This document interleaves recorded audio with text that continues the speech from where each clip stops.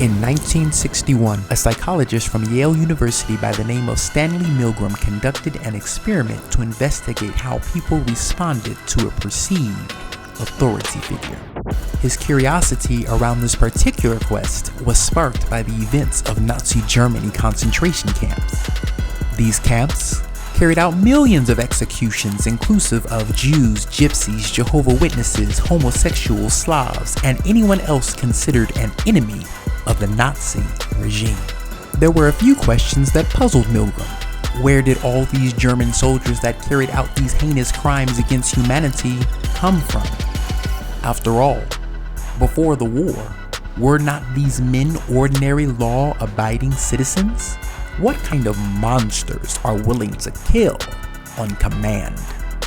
So, Milgram put an ad in the newspaper inviting 40 men to participate in a learning study in exchange for $4.50. Each participant was paired with an actor who pretended to be a participant also.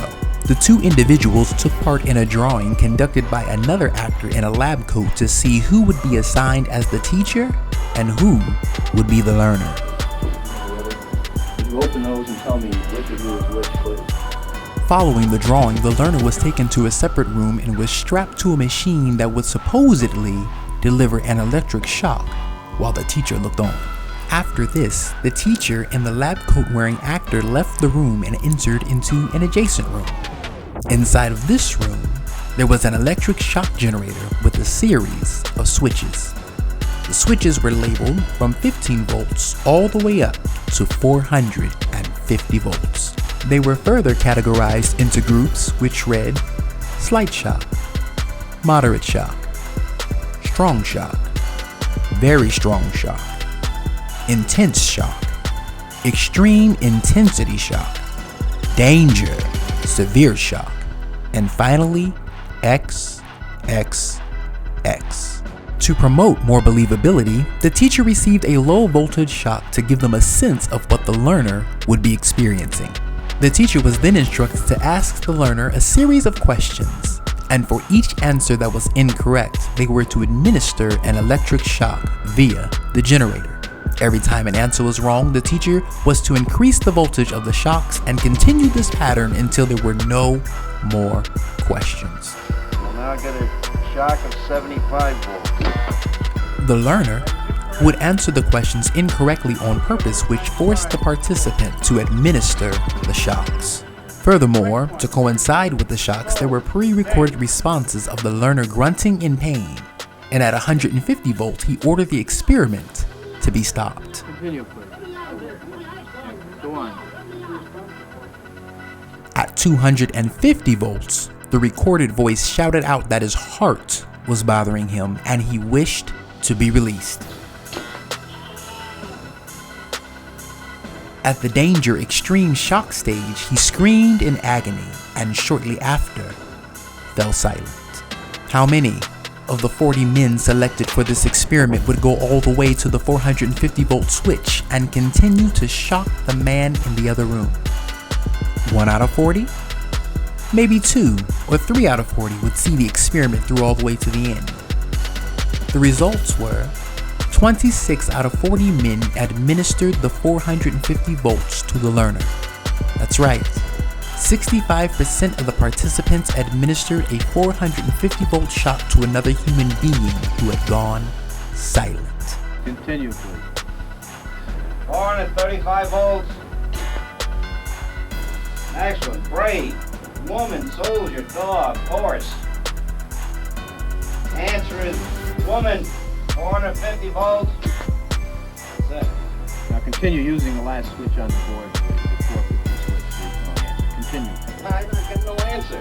Please continue. The next word is white. Now, in actuality, no one was truly being shocked, but the participants were unaware of this fact.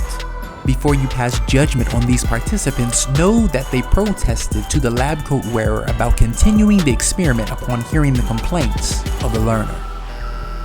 Needle, you're gonna get a shock, 180 volts.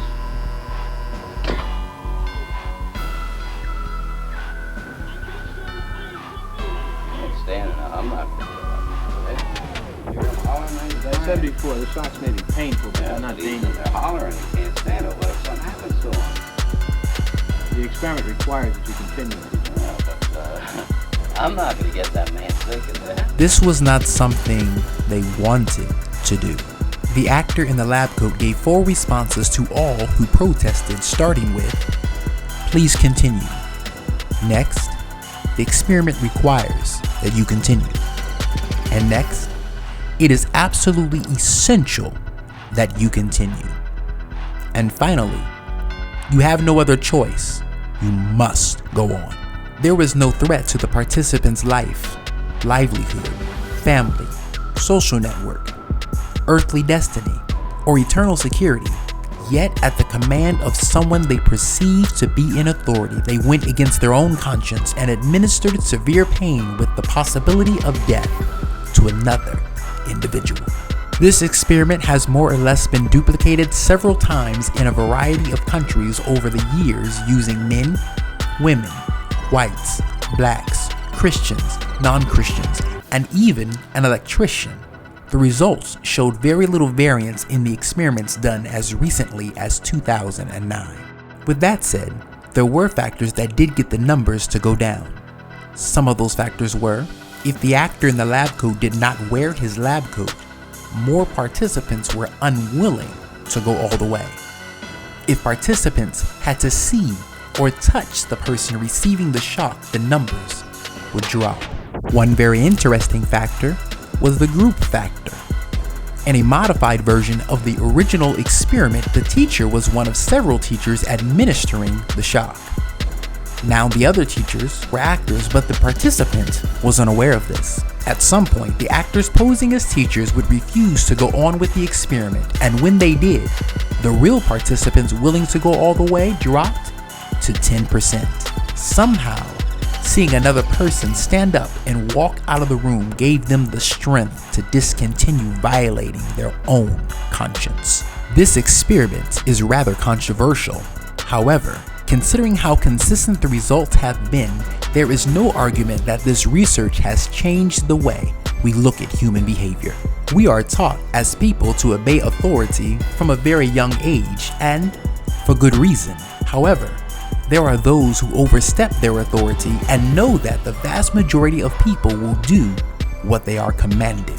Anyone overstepping their authority is no longer a true authority, but a perceived one. Just because a person is wearing a lab coat, badge, robe, suit, or clergy collar does not give them the right to command people to do any and everything. Lots of social injustice is allowed to go on because people feel that if it is coming from an authority figure, it must be okay, even if it violates their own convictions as a human being. So, I pose this question to you. In the face of so much social injustice and abuse of authority, are you willing to be the first to get up and walk out of the room?